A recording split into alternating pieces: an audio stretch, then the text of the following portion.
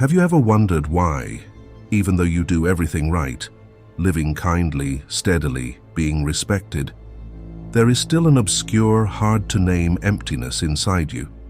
It is not sadness, nor is it exhaustion. It is a quiet, yet terrifying sensation, as if your life keeps moving forward, but the engine within has long been shut down. Nietzsche would name this state with a truth no one wants to hear. Your soul is standing on a foundation that has already died. And it is precisely at this point that Nietzsche delivers his first diagnosis. The thing most people only dare to feel but never dare to name. God is dead. Not that God has been killed, but that every system that once gave you a reason to live, borrowed morality, borrowed meaning, borrowed purpose, has drained itself of all vital force. When those foundations collapse, you do not fall into a loud tragedy. You fall into a silent pain, the pain of a human being who, for the first time, is forced to stand alone without any spiritual support. You call it confusion, emptiness, being lost. Nietzsche calls it by its true nature, the price of awakening. This video does not come to soothe you. It is an invitation into a journey more ruthless, deeper, truer, a journey that forces you to look straight at an inescapable truth. You suffer because the values that once held you up have died. And it is precisely in those ashes that your real life finally has a chance to be born. Number 1. God is dead. A diagnosis of the collapse of borrowed meaning. Have you ever felt an invisible rupture in your life? As if everything is still going on, work still runs on time, life still functions, smiles are still put on at the right moments, but inside you, something has quietly collapsed. You cannot name it, but you can feel it. It is not fatigue, not sadness, not a crisis. It is the feeling of living in a world that is complete, yet missing the most important thing, a point of support to know why you exist. Nietzsche called this very experience with a shocking statement. God is dead. And he was not talking about religion. He was talking about the collapse of the pillars that once upheld the human soul. For centuries, we lived on meanings that were given in advance. Absolute morality, absolute purpose, absolute truth. The whys we only needed to believe in. But at some point, that belief weakens. Not because someone destroys it, but because we ourselves no longer feel its sacred weight. God is dead means what once told human beings how they should live is no longer strong enough to hold them. And when all borrowed values collapse, you are left alone with a question you have avoided for a very long time. So, what do I live for? An old friend of mine once lived for many years like a perfect machine. He had a good job, enviable income, a proud family, and admiring friends. But one day, he told me that every time he stood in front of the mirror in the morning, he felt as if he were looking at a stranger. Not because he hated himself, but because he realized that everything he was chasing was not chosen by him. They were other people's expectations, society's standards, pre-installed rails. And when he no longer believed in that value system, his life became so empty, it was almost painful. That is precisely the moment Nietzsche wants you to see. A life can be complete, proper, and still utterly meaningless. To describe this feeling, imagine standing alone in an old church. The statues are still there. Light still filters through the stained glass windows. Nothing is broken, but the last candle has gone out. No one destroyed this temple. It simply became a hollow shell, beautiful but dead, because no one believes in what it once represented. This is exactly the image Nietzsche saw in the modern world. Old structures do not collapse with a loud crash. They simply lose the sacred energy that once allowed people to live by them. And when that happens, you become someone standing in the middle of life with empty hands. No one tells you what is right. No one tells you what the purpose is. No one grants you meaning. The things that once made you feel you were on the right path no longer work. At this point, the bridge between you and yourself begins to crack. You go to work, but do not see yourself in your job. You talk and laugh, but feel your mind floating outside your body. You achieve a goal, but feel nothing change inside.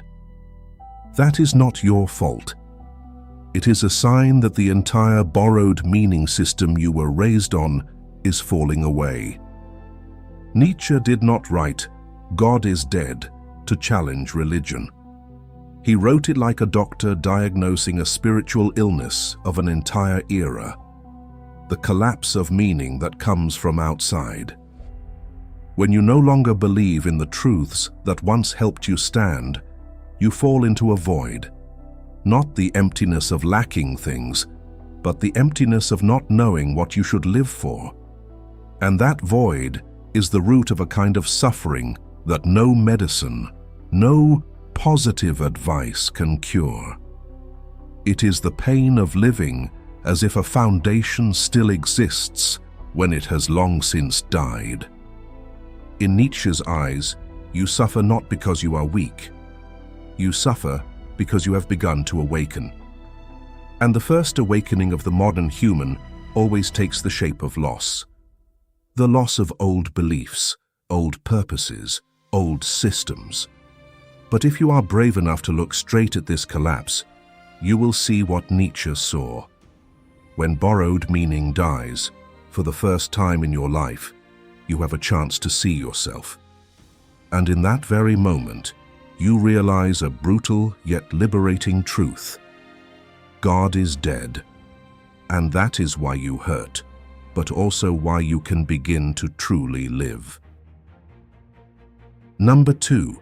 Existential emptiness. When you live the right script but betray yourself. And when the pillars of borrowed meaning collapse, you do not immediately fall into an abyss. You fall into something more uncomfortable. Emptiness. A gray zone where life still runs as usual, but you no longer feel that you belong to your own life. Nietzsche understood this state deeply because it is the next step after God is dead, when old meaning has died, but new meaning has not yet been born. Nietzsche once wrote, "When you look long into an abyss, the abyss also looks into you." And existential emptiness is that invisible abyss you begin to stare into whenever old meaning no longer supports you. During the day, you are so busy you can barely breathe. Work, messages, deadlines, meetings. You are swept along by the rhythm of life to the point where everything seems to still be running. But at night, when all the noise fades, a question returns like an old ghost seeking you out. Why am I living like this? Many describe this state like a mask with a loosened strap. It can still be worn, you can still smile, but every movement feels strained. You know you cannot go on as before, but you also do not know how to live differently. To picture this more clearly, imagine that you are acting in a play someone else wrote for you. The lights shine, the audience applauds, you deliver the right lines, perform the right gestures, and everyone thinks you are excellent. But backstage, you know you no longer believe in that character. You do not hate it. You simply no longer feel that it is you. The performance continues, but the actor inside you has stood up and left the stage. Only your body remains, trying to finish the role properly. Modern science calls this state meaning dissociation. Studies by Viktor Frankl and existential psychotherapy show that human beings can function perfectly well while being completely empty of meaning. When the value system they cling to no longer matches their true nature, the brain creates a kind of spiritual weightlessness. You do everything but feel nothing. The brain does not call this an illness. It calls it a conflict between the person you are living as and the person who is trying to emerge from within. Nietzsche saw this more than a century ago. He saw a world in which people had everything, yet lacked a foundation to know what they lived for. When God is dead, when pre-given meaning systems lose their sacredness, humans are forced to face a truth no one says out loud. You can succeed and still feel meaningless. You can be loved and still feel empty. You can have everything and still feel like a stranger standing on the edge of your own life. But Nietzsche did not see this emptiness as collapse. He saw it as awakening. The feeling that something is wrong is not a psychological problem. It is the first call of the true self. It is the moment you stop living by someone else's map and begin to doubt whether that road is truly yours. Nietzsche saw in that emptiness a rare opportunity, the opportunity to begin again from absolute honesty with yourself. Existential emptiness can terrify you, but it is also the only door that leads to real freedom. Because only when all borrowed meanings collapse can you begin to ask the question you have never dared to ask in your entire life. If no one tells me how to live, how will I choose to live? And that question, painful as it is the first step toward a life no longer dependent on dead values. In a world where God is dead, emptiness is not the enemy. It is an invitation to stop performing, stop chasing scripts, and begin writing your life with your own signature. If this part made you recognize a very familiar emptiness, the kind you tried to fill with work, expectations, and proper goals, but that never quite filled, do one small thing that requires great honesty. Leave the word awakened in the comments. Not so that someone sees you as strong, but so that you yourself admit that a deep part of you wants to live rightly, live truthfully, and stop borrowing meaning just to exist. Number 3. Anesthetized civilization. Why the world does not let you be alone with silence. Have you ever wondered why every time you begin to slow down, the world immediately tries to pull you out of that silence? Why the moment you want to stop and listen to yourself, your mind looks for something to do? Open your phone, turn on music, check the news, text, scroll, anything as long as you are not sitting alone with your thoughts. The answer, from Nietzsche's perspective, is not simple. When God is dead, when absolute foundations collapse, modern civilization must create anesthetic mechanisms so that people do not have time to see the emptiness right beneath their feet. The world you live in is intentionally noisy. Speed, stimulation, consumption, information, endless entertainment, all are designed like colorful masks to cover an uncomfortable truth. People no longer know what they live for. When old meaning dies, society cannot allow you too much silence, because silence is where you ask the deepest question. So what am I doing with my life? Nietzsche once wrote, "Most people are much too occupied with themselves to be able to see others." Today, people are busy not because they have too much to do, but because busyness keeps them from facing themselves. A follower of the channel once shared that whenever he turns off all devices and sits alone, after just 5 minutes his heart races, his throat dries up, and his mind searches for something to cling to. He is not afraid of darkness or silence. He is afraid of the emptiness that surges up when nothing distracts it. Afraid that if he sits 10 more minutes, he will be forced to face the truth that his life is running on survival instinct rather than will. That is the most refined addiction of all. Not addiction to pleasure, but addiction to avoidance. To understand this, recall the biblical story. When the Israelites were led out of Egypt, they did not immediately become a free people. They wandered in the desert for 40 years. Not because the road was long, they needed time to leave the slave mentality. The desert is the silence of life. No Egypt to blame, no enemy to accuse, no idol to cling to.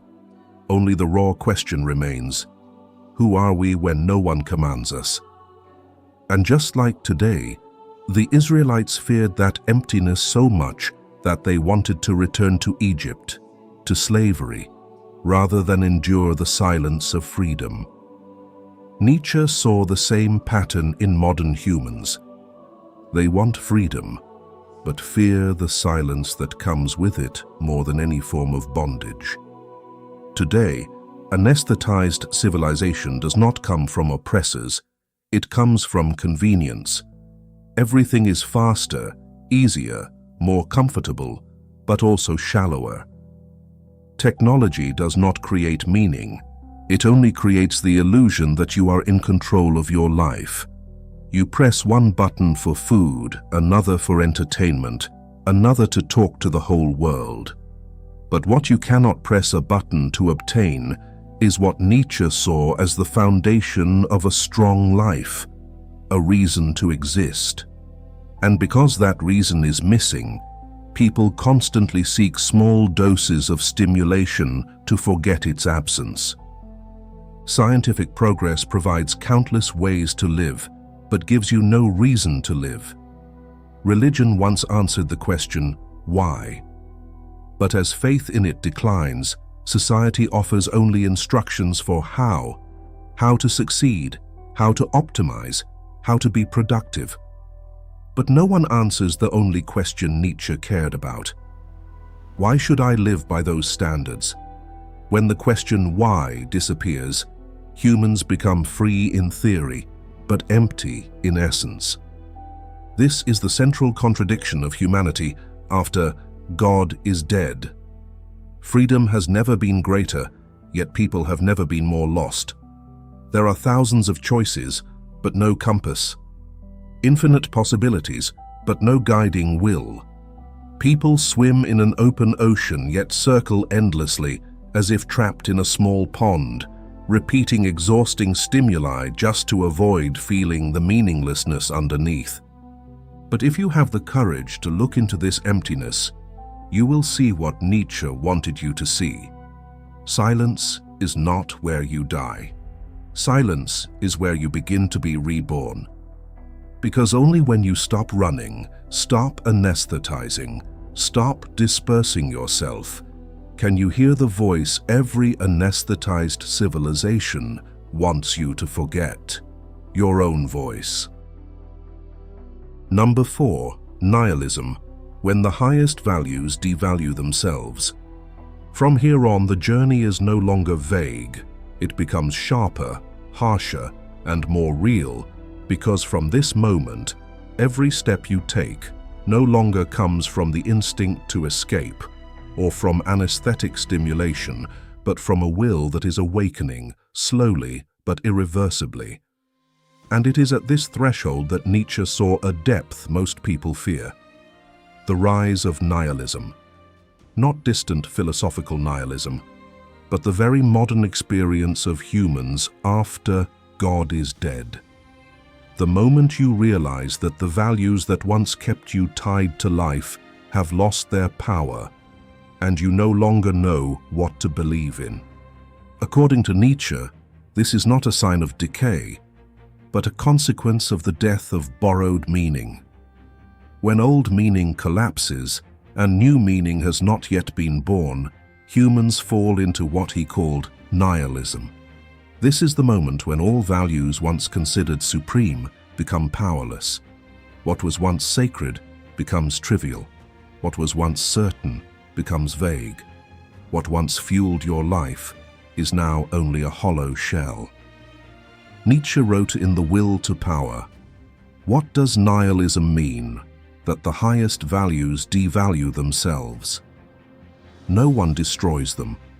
They drain their own strength when they no longer fit the person you are becoming. Nihilism is not a moment. It is a spiritual climate that one must pass through.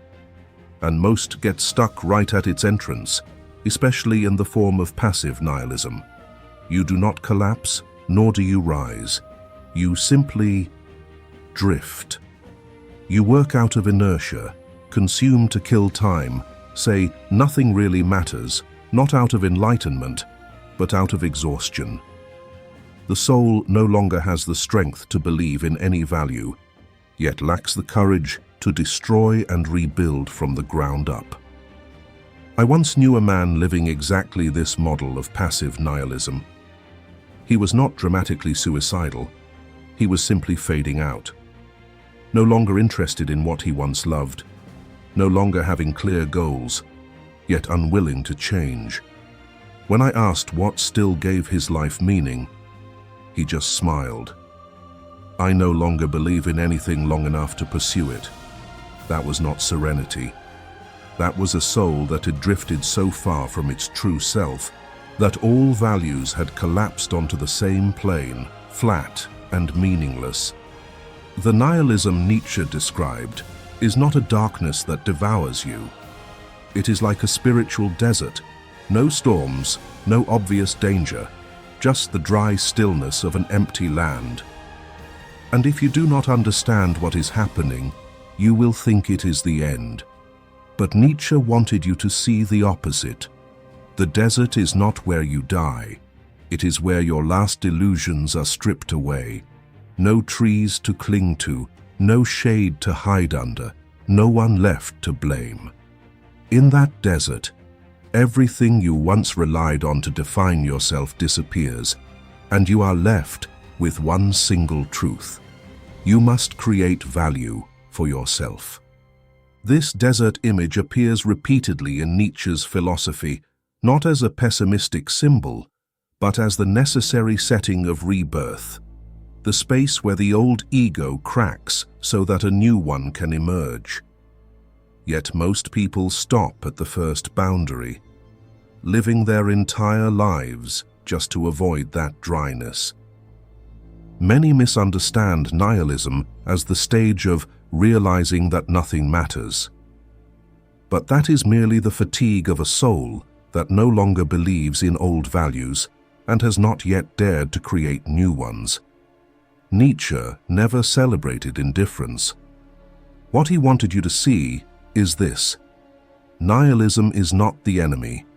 It is a transitional stage, the night before dawn, the land where all values die so that you can create values that have never existed before. But to pass through it, you must do what most of the world does not dare to do. Stop, look into that desert, and accept that all the values you once carried are no longer suitable. Only then can your new will find its form. And it is precisely there, in that dryness that seems to hold nothing, that Nietzsche saw the first seed of an entirely new human being, one who creates values instead of borrowing them, one who chooses meaning instead of consuming meaning, one who no longer drifts through life, but begins to rewrite life in a direction never seen before. If this made you realize that you once walked through that desert, those days when you no longer believed in old values, but did not yet have the courage to create new ones, share in the comments a moment, a time, a feeling that once made everything suddenly feel flat. Not to complain, but to see yourself clearly as Nietzsche wanted, without avoidance, without embellishment, with absolute honesty toward your own soul. Number 5. Suffering, the crucible of the soul and the condition of depth. Now, As you have begun to see the invisible reflexes that govern your behavior, Nietzsche will not stop you at merely observing them any longer, but will lead you further to the place where you confront what you have spent your entire life trying to avoid: suffering. Because in a world where God is dead, where old points of support have collapsed and the values that once upheld the soul have devalued themselves, you cannot cross to the other shore by clarity alone. You need something deeper, rougher, more violent: real pain. Nietzsche never viewed suffering as a flaw of life. On the contrary, he saw it as the only furnace capable of burning away the layers of persona you put on in order to be loved and safe. In Thus Spoke Zarathustra, he said, "One must still have chaos in oneself to be able to give birth to a dancing star." What makes suffering important is not that it makes you stronger, but that it forces you to be honest. No one is honest when life is smooth. Only when you are stripped of your last illusions do you clearly see the mechanism by which you have long been living. The roles played to be loved, the compromises made to avoid being hated, the borrowed goals. Suffering is the only thing capable of breaking that self-deception, not superficial pain, but the kind of pain that collapses the spiritual house you thought was your own. A vivid illustration of this is the life of Howard Hughes, one of the most eccentric billionaires in American history. In his youth, he was a symbol of freedom and ambition: pilot, filmmaker, inventor, entrepreneur.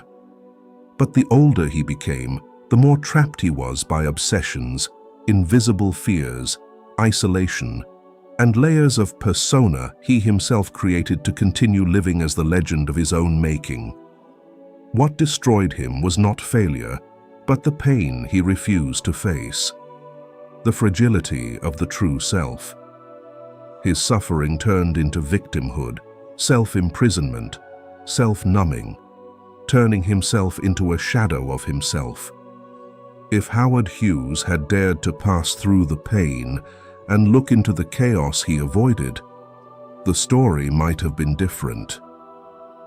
Nietzsche would say, "He was not destroyed by suffering, he was destroyed by fleeing from it." This is a crucial distinction Nietzsche emphasizes. There are two kinds of suffering. One drags you down into victimhood, where you only complain and endlessly repeat the question, "Why did this happen to me?" without ever going deep enough to find the real answer. The other is purifying suffering, where pain becomes a gateway into a self you have never touched. Purifying suffering is not beautiful, it is ruthless. But it is the only thing that can make you shed the dead layers of the psyche you still cling to. Modern science, interestingly, confirms Nietzsche's intuition. Research on post-traumatic growth by Tedeschi and Calhoun shows that people who go through profound crises and are forced to reconstruct their worldview often become stronger and clearer than those who have never fallen. Pain shatters old neural networks, and it is precisely in that rupture that the brain can build new mental architecture. In other words, pain does not come to punish you. It comes so that you cannot continue living as before. Nietzsche understood that every genuine awakening begins with a genuine crisis. People enter a new life through loss, collapse, and despair. But if you dare to endure pain instead of anesthetizing it, you will see that pain does not weaken you, but strips bare the strongest part within you, the part long hidden beneath comfort. Suffering can destroy you, but it can also give birth to you, and Nietzsche leaves it to you to decide which one happens. The most frightening thing is not pain. The most frightening thing is using it the wrong way. You turn it into a wound to display, a story to retell, a reason to stop. But suffering, in Nietzsche's eyes, is not something to keep. It is something to pass through. When you stop, it becomes a chain. When you pass through it, it becomes fuel for a strong life, a kind of life that does not rely on old morality, borrowed meaning, or dead pillars. And it is precisely here that you will see the true root of the phrase, God is dead, and that's the root of your suffering.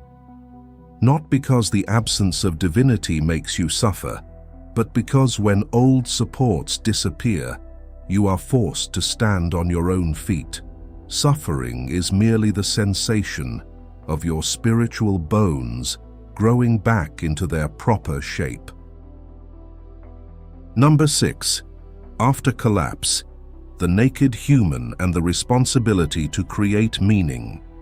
Have you ever wondered why, after everything inside you has collapsed, you do not feel freer, but instead feel even more naked and fragile? Nietzsche would say this is not your failure, but an inevitable stage after God is dead, when you are forced to face a life without any given truth to lean on. And that very moment of being stripped bare, painful as it is, becomes the only starting point from which you can create an entirely new meaning for your existence. In a world where all borrowed values have devalued themselves, humans do not lose their way. They are stripped of the illusions that once made them feel secure. No one tells you what is right, how you should live, or what your purpose is. That emptiness is not disorientation, but nakedness. For the first time, you see life without the paint of collective morality, without templates to rely on. Nietzsche once wrote, "Become who you are." But to become that, you must first lose everything that is not you. I once met a woman who spent her entire youth in the role of the family pillar. No one forced her. From childhood, she believed her value lay in carrying burdens, taking care of siblings, of her mother, keeping everything stable. But when the family became secure, the siblings grew up, her mother became healthier, and life no longer depended on her. She fell into a strange state. One afternoon in a silent house, she realized she did not know what to do with herself. No one needed her anymore, nothing needed saving, and instead of freedom, she felt a cold confusion run down her spine. If no one needs me anymore, what do I exist for? She thought that stability would bring happiness, but it turned out her entire identity had been built from borrowed duty. When the duty disappeared, she could not find herself, because she had never lived as a person with intrinsic value, only as someone who existed to serve the value of others. And that is exactly the nakedness Nietzsche described. When the role collapses, you do not lose direction. You lose the shadow you had long mistaken for yourself. If you need an image to describe this stage, imagine holding an old cracked vase. For years you try to patch it, repaint it, decorate it so it looks whole. But one day, it finally shatters in your hands. At first you panic. Then you realize that what broke was not the essence, but the shell you never dared to replace. That breaking, painful but real, opens the possibility of creating a new vessel, this time not to please anyone's eye, but to match the shape of your soul. This is what Nietzsche wanted you to see. Collapse is not the enemy, it is the condition of creation. From here on, responsibility no longer lies in right or wrong, but in what you choose to live for. Nietzsche understood that meaning does not exist ready-made like a buried treasure. Meaning is something you must create through daily choices. When you choose a value large enough to suffer for, meaning begins to take shape. when you live through small but honest actions, meaning gains form. When you are silent enough to hear your own voice, amid a loud, anesthetized civilization, meaning gains a voice. And when you dare to dismantle dead identities, meaning gains space to grow. But Nietzsche wants you to understand one thing. Freedom after God is dead is not a paved road. No one saves you, but you have the right to create. No one leads you, but you have the capacity to orient yourself. No one teaches you meaning, but you have the power to create it. A strong life does not come from finding a new philosophy to cling to, but from daring to stand in the void, daring to listen to your being, daring to err, daring to take responsibility. Meaning is not an answer, it is a construction. Not something you find, but something you sign with every choice. And when you understand this, you will realize why God is dead becomes the root of the pain you carry. Not because the world has lost a supreme being, but because for the first time, life demands that you become the creator of your own soul. And the moment you accept that, pain is no longer a sentence, it becomes an invitation to step into the power of a meaning-creating human being. And you? If these words make you look back at yourself, not with fear, but with the clarity of a soul stepping out of an old shell, press like on the video as a silent acknowledgement that you are ready to stand in that void and begin creating meaning with your own hands, exactly as Nietzsche always believed humans could. Number 7. Übermensch, the one who overcomes nihilism and becomes a creator of values. And when you have gone to the very end of collapse, emptiness, nihilism, suffering, nakedness, and the responsibility to create meaning, Nietzsche's final question appears. In a world where the highest values have died, who will you become? From the intersection of these layers of breakdown, the journey toward the Übermensch begins, not as a distant metaphysical idea, but as the inevitable conclusion of what you have lived through. For if God is dead is the diagnosis, then the Übermensch is the response. Nietzsche wrote, "Man is something that shall be overcome." And this is not a judgment, but an invitation. To overcome the reactive human, to overcome dependence on hollow values, to overcome the fear of freedom, and to step into the form of a value-creating being.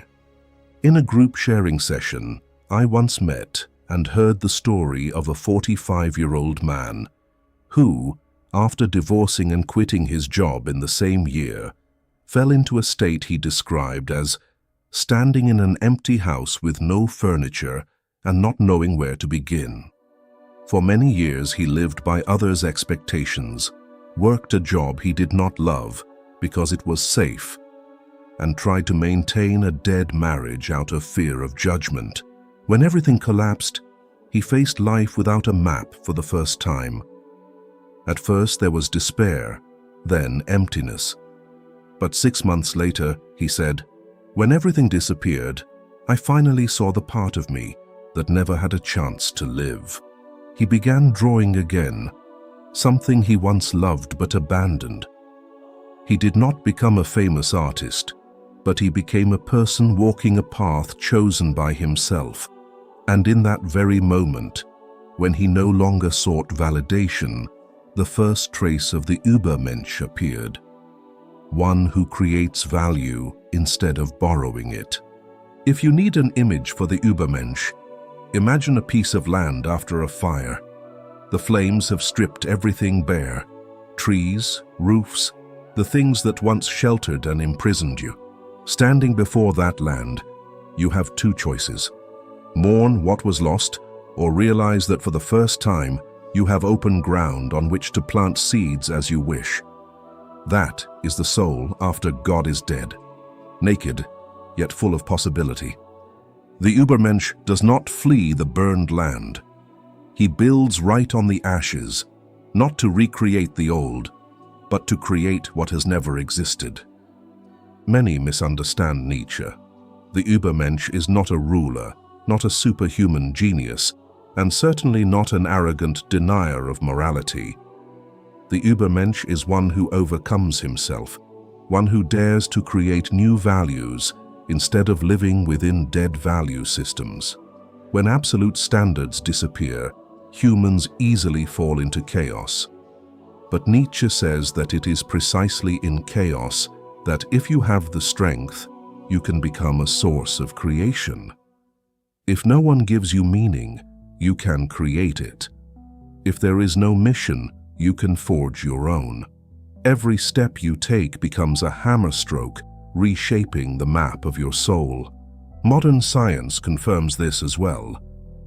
Research on self-authorship by Robert Kegan shows that people who create their own value systems, rather than relying on social norms, reach the highest level of inner maturity.